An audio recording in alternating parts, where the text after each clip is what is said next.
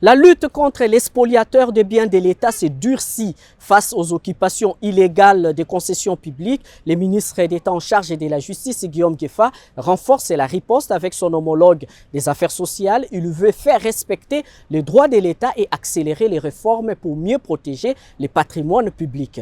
Voyons les temps forts de cette démarche avec Christelle Guibemba. La lutte contre la spoliation de biens publics se traduit désormais par des actions concrètes sur le terrain.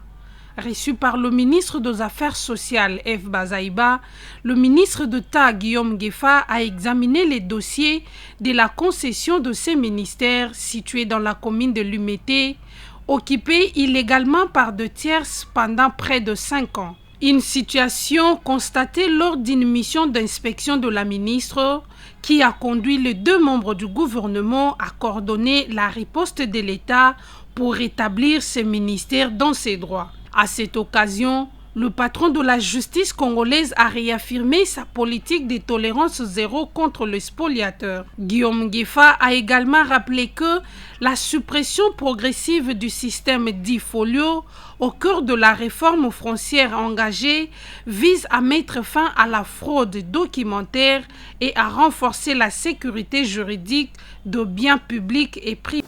Nous avons aussi passé en revue les menaces de spoliation potentielle dans les régions, puisque beaucoup de biens de ces ministères dans les régions sont en train soit d'être convoités par beaucoup de personnes, physiques comme morales, en vue de la spoliation. Et comme je dirige la structure gouvernementale chargée d'examiner les questions de spoliation au niveau du gouvernement, c'est pourquoi je suis venu entretenir avec elle que la justice, je fais de la spoliation de biens publics une priorité.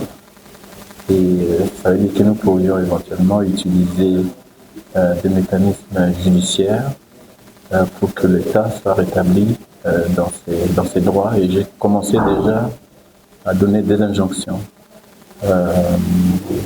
disons, au procureur général de la République pour que l'action publique puisse être initiée sur les différents cas d'expoliation de biens de l'État dont nous avons connaissance.